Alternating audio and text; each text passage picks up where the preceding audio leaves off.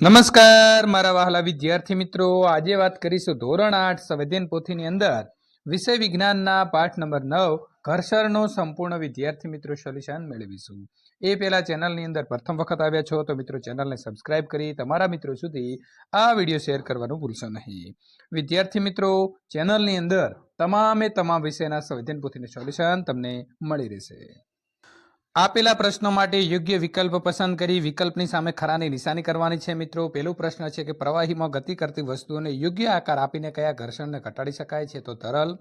Number 2, મશીનોમાં શાનો ઉપયોગ કરીને ઘર્ષણ ઘટાડી શકાય છે? તો મિત્રો બોલ બેરિંગ। નંબર 3, નીચેનામાંથી કયા સાધનની અંદર ઘર્ષણ બળ ઘટાડવા માટે ઇંધણનો મિત્રો ઉપયોગ કરવામાં આવે છે? તો ઉપરના તમામ હિંચકો છે, સાયકલની ચેન છે અને દરવાજાના મિજાગરા છે।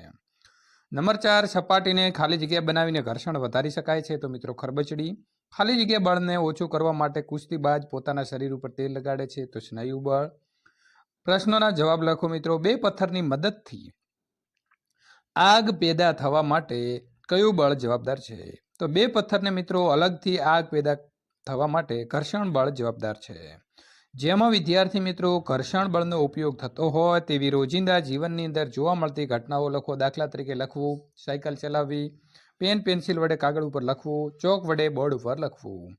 વિદ્યાર્થી મિત્રો, નીચેની ક્રિયાઓના લાગતા ઘર્ષણ બળને મિત્ર અને શત્રુની અંદર તમારે વર્ગીકરણ જે છે તે કરવાનું રહેશે। તો મિત્રની અંદર જો વાત કરીએ તો ઘર્ષણના મિત્રની અંદર મિત્રો ચાલવું, લખવું, લપસણી ઉપરથી લપસવું, સાયકલ ચલાવવી, કારને બ્રેક મારતા અટકી જવું।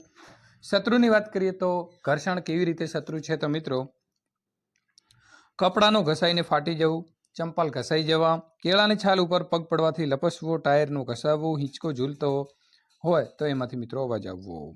નીચેની ક્રિયાઓને મિત્રો સરળ અને મુશ્કેલ ક્રિયાઓની અંદર વર્ગીકરણ કરો। તો સરળની અંદર સપાટીની બહારની સપાટી ઉપર કાગળ વીંટાળેલો હોય તેવો કાચનો ગ્લાસ પકડવો, કુલડી પકડવી અને જમીન ઉપર ચાલવું। મુશ્કેલ ક્રિયાની જો વાત કરવામાં આવે તો બહારની સપાટી તેલવાળી હોય તેવો કાચનો ગ્લાસ પકડવો, કાદવવાળા રસ્તા ઉપર ચાલવું અને ભીના ભોય તળિયા ઉપર ચાલવું।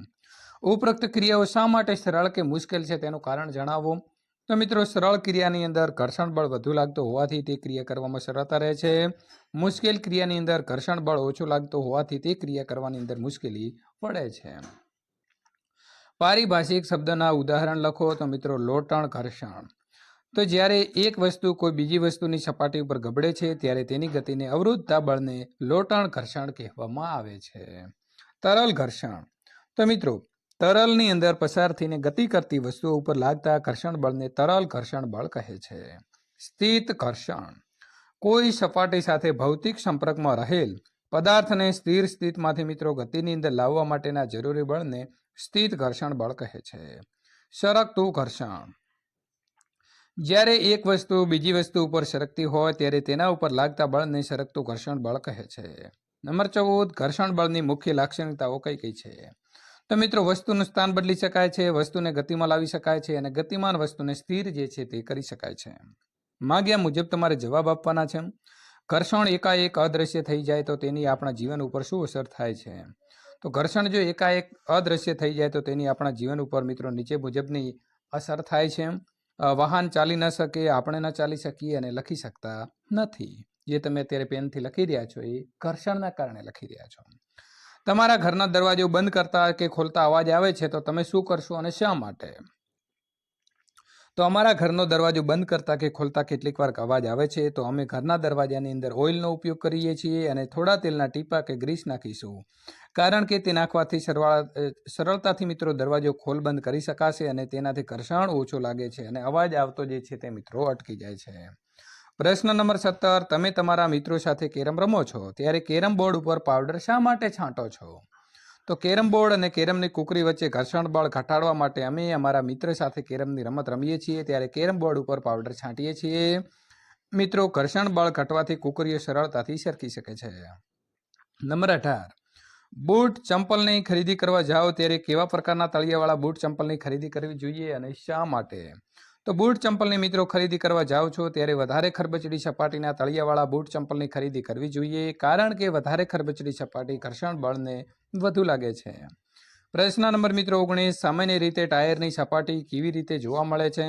કેવી સપાટીવાળા ટાયરની ખરીદી કરવી જોઈએ? તો મિત્રો એક સપાટ છે અને બીજું ખરબચડું છે। તો ખરબચડા ટાયરની સપાટીવાળા ટાયરની ખરીદી કરવી જોઈએ, કારણ કે ટાયર રસ્તા ઉપર ઘર્ષણ બળ વધુ લગાડે છે અને બ્રેક મારવાથી વાહન સરળતાથી ઊભું રહી જાય છે. પ્રશ્ન નંબર મિત્રો 20, મુસાફરી માટે જો તમને પસંદગી આપવામાં આવે તો ચિત્રમાં દર્શાવેલા પૈકી કયા પ્રકારના સુટકેસ વાપરશો અને શા માટે? તો વિદ્યાર્થી મિત્રો, મુસાફરી માટે ટાયરવાળા સુટકેસની પસંદગી વધારે યોગ્ય છે, કારણ કે તેને સહેલાઈથી એક જગ્યાએથી બીજી જગ્યાએ લઈ જઈ શકાય છે અને ઓછા બળની એમાં જરૂર પડે છે. પ્રશ્ન નંબર મિત્રો 21, કઈ પરિસ્થિતિની અંદર ઓછા બળની જરૂર પડે છે અને શા માટે? તો મિત્રો, ફૂટબોલને સ્થિર સ્થિતિમાંથી ગતિમાં લાવવો છે, ગબડી રહેલા ફૂટબોલની ગતિ ચાલુ રાખવી છે. તો ગબડી રહેલા ફૂટબોલની ગતિ ચાલુ રાખવી છે, કારણ કે ગબડી રહેલા ફૂટબોલ ઉપર ઘર્ષણ બળ ઓછું લાગતું હોવાથી ઓછા બળની જરૂર પડે છે. પ્રશ્ન નંબર મિત્રો 22, કબડ્ડી હરીફાઈમાં તમે ભાગ લો છો અને આ દરમિયાન તમે તમારા બળ ઉપર સમયાંતરે માટી શા માટે ઘસો છો? તો મિત્રો, કબડ્ડીની રમત દરમિયાન અમે અમારા હાથ પર માટી ઘસીએ છીએ, કારણ કે માટી લગાવવાથી હાથ ખરબચડા થાય છે અને ઘર્ષણ બળ વધે છે. તેથી મિત્રો, સામેવાળા ખેલાડીઓને સરળતાથી પકડી શકાય છે. વિદ્યાર્થી મિત્રો, અહીં 4 પ્રકારના આપણને ઘર્ષણ, લોટણ ઘર્ષણ અને સરકતા ઘર્ષણને લગતા ઘર્ષણના સંદર્ભમાં ઉતરતા ક્રમમાં ગોઠવે છે. તો તેની કોની સાચી જોડવણી છે? તો મિત્રો, ગોઠવણી સાચી જો આપણે વાત કરવામાં આવે તો મેસવા લોટણ ઘર્ષણ, સ્થિત ઘર્ષણ અને સરકતું ઘર્ષણ આવશે. યોગ્ય જોડકા જોડો વિભાગ એ અને વિભાગ બી. શૂન્ય ઘર્ષણ તો મિત્રો ડી, શક્ય નથી. ધારારેખી આકારમાં આવશે સી, તરલ વડે લાગતું ઘર્ષણ બળ ઘટાડે છે. બોલ બેરિંગ તો આવશે બી, લોટણ ઘર્ષણ અને ઘર્ષણનું કારણ છે એ, સપાટીઓની અનિયમિતતાનું જોડાણ. પ્રશ્ન નંબર મિત્રો 25, એક ઢાળવાળી સપાટીની ટોચ ઉપરથી એક લખોટીને મુક્ત રીતે મૂકવામાં આવે છે અને ઢાળના તળિયે આવેલા સમસ્થિત સપાટી ઉપર નીચેનામાંથી શું મૂકવામાં આવે તો સપાટી ઉપર લખોટી સમસ્થિત દિશાની અંદર સૌથી ઓછું અંતર કાપશે? તો મિત્રો રેતી. પ્રશ્ન નંબર 26 મિત્રો, દોરડા ખેંચની હરીફાઈમાં આકૃતિમાં દર્શાવ્યા પ્રમાણે કલ્પેશ દોરડું પકડી ખેંચવાની શરૂઆત કરે છે કે તરત જ દોરડું હાથમાંથી સરકી જાય છે? તો દોરડું હાથમાંથી સરકે નહીં તે માટે નીચેનામાંથી શું ઉપાય કરવો જોઈએ?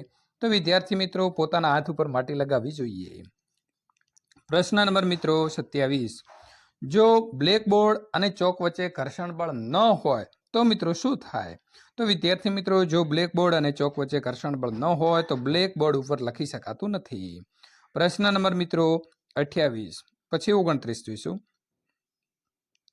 જો ઘર્ષણ બળ ન લાગતું હોય તો મિત્રો કોઈ પદાર્થ ગતિની શરૂઆત કરે તો શું થાય? તો જો ઘર્ષણ બળ ન હોય તો મિત્રો પદાર્થ ગતિની શરૂઆત કરે તો પદાર્થ ક્યાંક અટકતો નથી અને તેની ગતિ જે છે તે મિત્રો શરૂ રહે છે. પ્રશ્ન નંબર 29, શા માટે વિમાનનો આકાર પક્ષી કે માછલી જેવો રાખવામાં આવે છે? તો માછલી અને મિત્રો પક્ષીનો આકાર ધારારૂપ હોય છે અને તે આકાર તરલ ગતિમાન હોવાના કારણે ઘર્ષણ બળ ઘટે છે. માટે તરલ ગતિમાન ઘર્ષણ ઘટાડવા માટે અને વિમાનની ઝડપ વધારવા માટે વિમાનને મિત્રો માછલી કે પક્ષી જેવો વિશિષ્ટ આકાર જે છે તે આપવામાં આવે છે. વિદ્યાર્થી મિત્રો, ત્યાર પછી તમારે અહીં પ્રવૃત્તિ કરવાની છે અને ત્યાર પછી તમારા પાઠ નંબર 10 જો તમે ધવનીનું જો મિત્રો સોલ્યુશન મેળવવા માંગો છો તો અહીં આપેલી એન્ડ સ્ક્રીન ઉપર ક્લિક કરીને મેળવી શકો છો.